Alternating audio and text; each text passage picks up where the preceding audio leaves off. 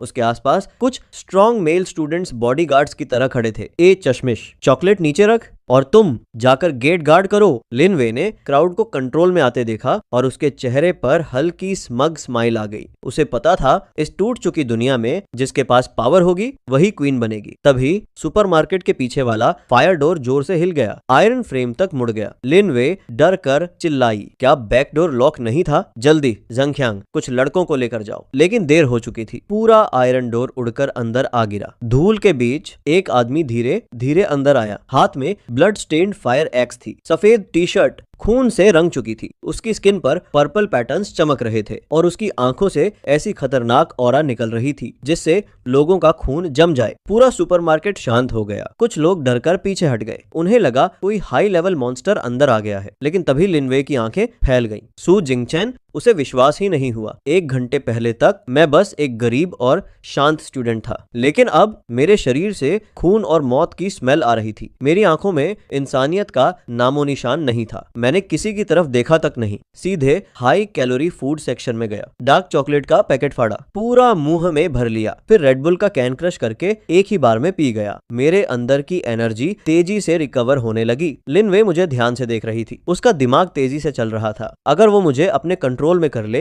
तो उसकी safety guaranteed थी। उसने तुरंत मासूम चेहरा बनाया, आवाज को नरम किया। जिंगचैन, हम क्लासमेट्स हैं। तुम मुझे पसंद करते थे ना? वही पुराना ड्रामा, विक्टिम बनना, चार्म इस्तेमाल करना। पिछली जिंदगी में उसने यही ट्रिक्स इस्तेमाल करके कई लोगों को मरवाया था। मैं धीरे से हंसने लगा, फिर कदम दर कदम उसकी तरफ बढ़ा। तभी ताइक्वांडो क्लब का प्रेसिडेंट झंग च्यांग बीच में आ गया, लेकिन मैंने उसकी तरफ देखा तक नहीं, बस एक कैजुअल बैकहैंड मारा। उसका पूरा शरीर रैग डॉल की तरह हवा में उड़ गया और डिस्प्ले रैक से टकरा गया। उसका जॉ तुरंत टूट गया। वो बिना चीखे वहीं बेहोश हो गया। पूरा सुपरमार्केट पैनिक में चिल्लाने लगा। बाकी लड़के डरकर पीछे हट गए। ये इंसान है भी, एक थप्पड़ में गिरा दिया। मैं धीरे धीरे टेबल पर चढ़ा और लिन वे के सामने जाकर रुक गया। अब उसका पूरा कॉन्फिडेंस टूट चुका था। वो कांपते हुए पीछे गिर गई। शू, जिंगचैन प्लीज। मैंने धीरे से हाथ बढ़ाया और उसकी ठोड़ी को कसकर पकड़ लिया। मेरी पकड़ बर्फ जैसे ठंडी थी। मेरी उंगलियों से निकले बोन स्पर्स धीरे धीरे और बाहर आने लगे। उनकी नोक लिन वे